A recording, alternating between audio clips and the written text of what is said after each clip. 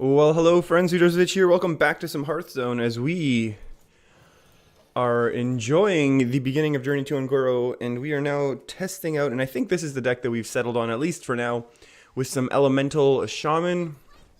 This is obviously a slightly scary... Oh, and this is a great pickup. So in this Elemental Shaman, we are still running a little bit of the Jade package.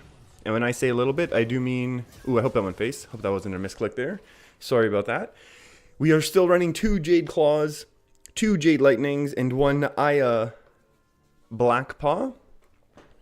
And the idea here... Oh, what's going on? Oh, Frostbolt to the face. And I'm hoping... Well, he's going to take out the 1-2, and that's okay.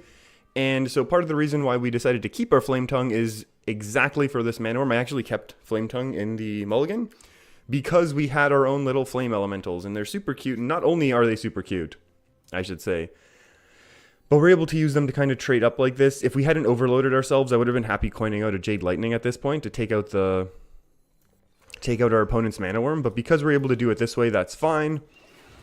And now we're probably going to lose our Flame Tongue, but that's going to be okay in my opinion, simply because now we're going to be kind of sitting okay in terms of board pressure. That's just another 1-2. We knew that because our opponent did have this buff. So now we actually have a little bit of an option of what we want to do. We could clear the board and play a Flame Elemental, which is then has the Elemental Tribe, because then we want to be able to Tol'Vir the Stone Shaper next turn, at the very least, if we don't top deck something better. And that something better is Servant of Kalamos, and I'll talk about that a little bit more later. And I think we will do the Maelstrom play here. We're going to get minions on both sides of our... Oh, that's so cool. We could have actually gotten the draw off this Death Rattle. So obviously this is going to get pinged down, but then the good thing about that is that it really slows down our opponent, no matter what they do to remove the Flame Tongue, and they have to, because we have too much power on board for 1-drops. And now our opponent has another 1-2 in their hand, which really is, in my opinion, kind of negligible for what we really are worried about. At this point, we're just going to play the strongest minion that we can. Taunt and Divine Shield. If you have played an Elemental last turn, I like that card a lot. It's great when you're going up against aggro. Again, opponent's wasting time pinging things down. They're limited to now 4 mana for this coming turn, and we do have a big juicy Fire Elemental, which I may or may not play. Now we're definitely not playing it. Well, depending on what else we get, actually. So we have some Jade Lightning. We can play our Fire Elemental, but the only issue is if we top deck something that needs the Elemental activation, we will have it, but we are wasting on this 3 damage Battle Cry, which we don't necessarily really want to do, because I think that's pretty powerful. But because we have 2 Jade Lightnings in hand, which at this point are just really, really strong, I think we're going to go for it, because we have so many Elementals in our deck that we can still be top decking, that I think this is relatively reasonable to do. It's going to, again, force maybe some removal. That's now both Fireballs having gone to minion removal. So that's a lot of burst that our face is not going to be dealing with, which is a great thing. And if we top deck something sweet right now, that's not something that we necessarily wanted to see. Taunt or Heals are both good right now. Spell Power is kind of not the best. Let's just say that. The issue is if we had some elementals to continue curving out really strong, we would have really been putting the pressure on our opponent. They'd be in a really, really bad spot right now. Yeah, that's unfortunate. So this is the card that we actually want to be seeing as much as we can, Servant of Kalamos. It lets you discover an elemental. And the elementals overall, I think if we look at the math, they are very, very powerful. There's no doubt about that. And our opponent's continuing this elemental train, which could actually get a little bit scary. And here is one of our many win conditions, I think, in this deck. Well, one of our 2 basically win conditions. I don't mind going a little Jade Lightning right now, getting rid of the bigger minion, just because we have more removal. And then I'll just get rid of the Battle Cry one. I don't really think it matters too much which one goes down right now. But this is okay, because our opponent could play another big elemental that they discovered there, and we'll have a Hex for it, or we'll just have another Jade Lightning, which at this point, 4 mana 3/3 that deals 4 damage. Obviously that card never gets printed. Oh, that's kind of scary. So what we're going to do is we're going to hope that we roll a little bit of Spell Power. And if we do roll a Spell Power, then we just simply Jade Lightning, and we're in pretty good shape. If we don't, then we're going to get stuck with the Hex. which is also okay. Baron Geddon's got added to the Elemental tribe, and we're just going to play the Mana type expecting it to get removed. And the reason we're doing that is not really worrying about it, simply because, again, it's going to slow our opponent down in terms of their tempo plays. They're going to have to use some sort of resources to remove our Mana Tide Totem. There's still time for our opponent to do stuff to get rid of this. Okay, there's still time. Oh, and we might be getting 2 draws. Neat. And the issue is now, of course, that we do not have Servant of Kalamos out. This is definitely a scary card and a scary board. Oh, wow. This is a little bit scary. So we could roll a little bit of spell power right now, I think, and clear the board. That's what I'm hoping for, obviously. That is less than ideal. And we have the option of Lightning Storm into the Jade Lightning. But the issue with that play is we don't really guarantee a board clear anyways, because we still have to deal with the Divine Shield. And then there is the issue of we still don't have our elementals activated for the following turn, which is actually very, very bad. So I think we could Lightning Storm. It guarantees a clear on the Sorcerer's Apprentice, and this other taunt is kind of whatever. It gets taken out eventually. But then I'm thinking we could play Servant of Kalamos to set up for next turn. We'll be able to play the Blaze Caller, which I think is going to be more important to actually have some really hard removal. And the issue is we will overload, so we won't be able to do Jade Lightning and Blaze Caller. But I think that's going to be better than the Bloodlust. I don't think the Bloodlust really helps us unless we take that out. And we don't have the mana to be doing it all anyways. So we'll see. Maybe I should have done this a little bit faster. And I will Servant of Kalamos, very sadly, knowing that I just basically need to activate our elemental tribes here. And this is okay now. Now I'm assuming our opponent just attacks into the 0-3, expecting to get some value trades. Oh my goodness. It's Pyros. I haven't seen that card even get played yet. But that's pretty cool. And at this point, actually, that's kind of scary, because we know every single turn our opponent's going to be able to throw down a progressively larger minion. So now we have a couple options, and I think what we're going to do is just Blaze Caller. We'll Blaze Caller, and we'll attack here. Or should we set up the lethal? How much is the lethal going to be? This is 10. I still want to kill this. I still think this is going to be close enough to be setting up lethal. This is a really slow card now. The Pyros getting put back in hand. This got healed back up to 4, which is good because that's a breakpoint for Frostbolt. There's going to be a lot of resources to take this card out. Firelands Portal, slightly unfortunate. Oh, that's terrifying. That is super terrifying. We hope our opponent doesn't have lots of spells. Oh, they kind of did. So one of the good things here. Oh, that's one of the good things. So we also run Alakir. Surprise, surprise. And Alakir is basically here because I don't have 2 Blaze Callers, which just got removed, in case you were wondering what the Blaze Caller exactly is. I still think we're in okay shape right now. We have options of Jade Lightning and Fire Elemental, which I think might honestly be reasonable to get rid of the Mana Worm, because our opponent has a, what is it, a 6-mana 6/6 in hand, and we'll be able to basically punch into it really, really easily. Then I forget what this other card is. I lost track of it. I don't know if it was a top deck, if it was... I don't know what it is at this point, to be honest with you. But I think removing this is basically needs to happen. Red Mana Worm's kind of powerful. Alakir doesn't really allow this to get taken out, so we can't go that route. Now this obviously is a little bit of overkill, but it is setting up a pretty strong board for us. And it's going to make sure that we're able to deal with whatever our opponent has in their hand here, and then we'll see. I mean, a Flame Strike would obviously be bad, but we have a couple follow-ups in the event that happens. So 6 mana, 6/6, we know we're going to be able to kill that this turn, depending what else happens, obviously. And I wonder how close to lethal we actually are. Oh, a Frostbolt is sad, and we don't like to see that at all. Pinging the face, again, not too worried about that sort of thing. We could set up Tar Creeper. I wonder. We could set up the Windlord with a Taunter, and then still kill this. And that sets up a very, very large Bloodlust for next turn, which is probably going to be game anyways. I think we'll just do it this way. And I think we will remove like this. And now there is that debate of what do we want to do, and I think we will Tar Creeper.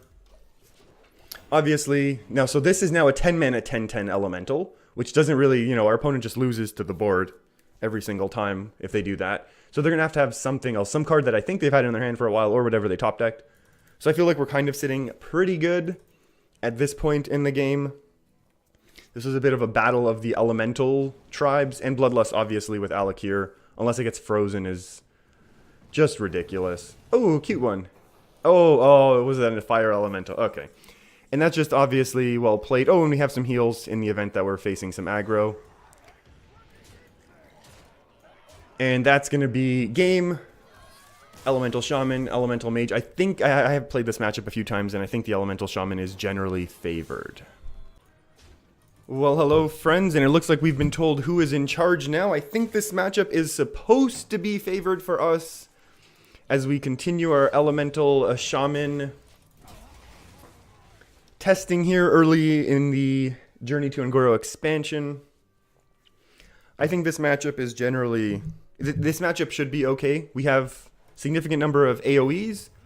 Okay, so the only one that would have been... I think Frothing Berserker would have been a lot worse for us because we don't have access to Jade Lightning right now. So we also need some elementals. That is for sure. We could drop the Flame Tongue simply to eat up 3 attack, because I don't think the Flame Tongue's necessarily going to come into play too much, and we can't afford to overload ourselves again. As much as a 2-2 on board would be nice, I think we're forced doing something horrible like this. Oh, Taunt is actually really nice, because that does eat quite a bit of damage. At the very least 2 damage. Maybe not that much, to be honest with you. So this deck, one of the things that we are running in here... See, this is a lot... I might have done that last turn if I were them, to be honest with you, to simply give the Frothing the chance at the removal. Now, having the Jade Lightning here is going to be pretty powerful, because again, it's going to force some removal from our opponent. Oh, and then this is going to be pretty juicy as well. This is another one of those cards that we have teched in order to help beat this exact matchup. We have the Golakka Crawler, which we did mulligan very hard for whenever we see Pirate. And basically every game we mulligan for the Golakka and for the Firefly, the cutest card in the Journey to Un'Goro expansion. The only thing that we really don't have in this matchup is weapon removal. And we can obviously be teching that in. But otherwise, oh, that's okay. Well, it's okay. And Hot Spring Guardian is a pretty good, actually. This is one of the other great anti-aggro cards that we have. So we are going to go ahead and destroy this pirate. We will attack into that pirate, and then we will heal this pirate, or shaman, or whatever the heck it is that we're playing right now. And because we did play an elemental last turn, we will be able to play Servant of Kalamos. But obviously, we'd much rather be getting something with a taunt. At this point, we do have a few taunts. We do have double Tar Creepers. We have double of the Hot Spring Guardians. So we do have some pretty strong anti-aggro options available to us. That's a little bit gutsy, but I can respect it. Oh, maybe they just have the burst in hand and it doesn't really matter. So now we do have some options. And the basic option is going to be, are we going to hex this? We can attack in here, hex that, or even punch that, then hex it. There's only 4 damage on board then. Our opponent probably doesn't have... 8 from hand is possible, actually. We have the option to Hero Power Lightning Storm. We also have the option to Servant of Kalamos, which I think might be slow, but that might be the winning play. I think that's what people often talk about in Hearthstone, where how are you going to win from this position? And I think the way we're going to win is if we roll Spell Power, or we just roll high on the 3-4.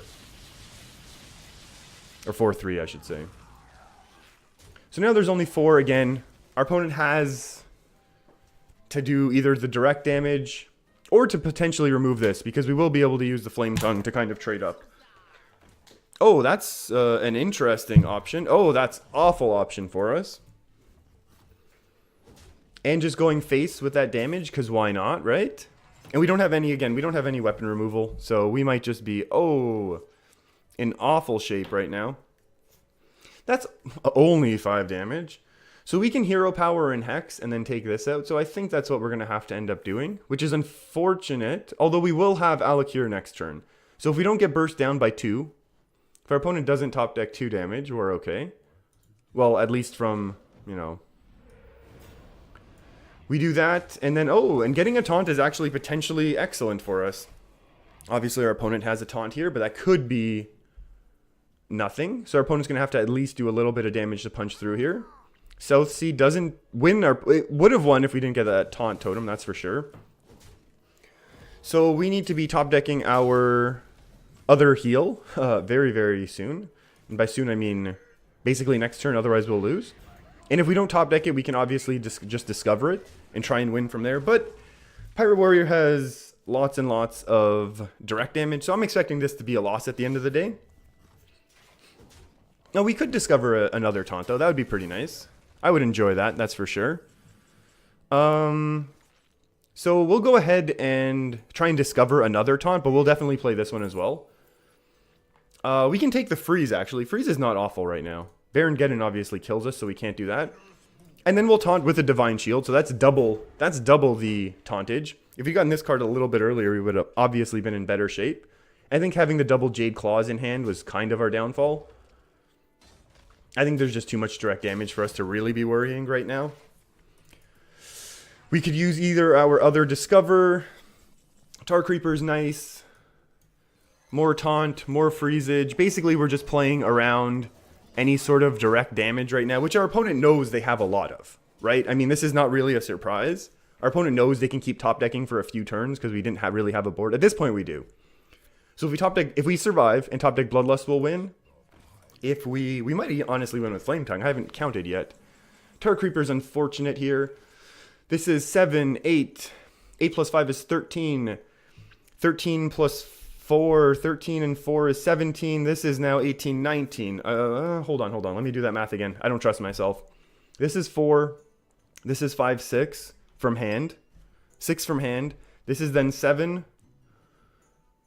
Move. This is 7 plus, that's now 12. 12 plus 7 is only 19. That's unfortunate. So we're going to have to go for a little bit more draw.